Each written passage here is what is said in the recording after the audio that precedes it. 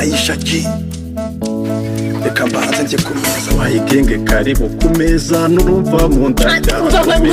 abo bana b'abajene bashyigikiye kuvoma wacu wayigenge karibu ku meza n'urumva mu ndajya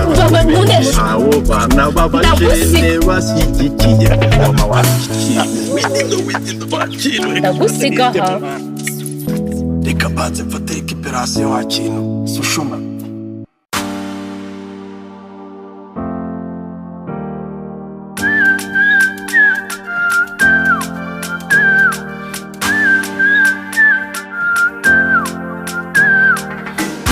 mwishoshi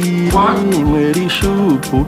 dinywera ishupu andashanda kigende mwana dinywera ishoshi dinywera ishupu dinywera ishupu ase we vipi za malasta man ja kuri moto tugende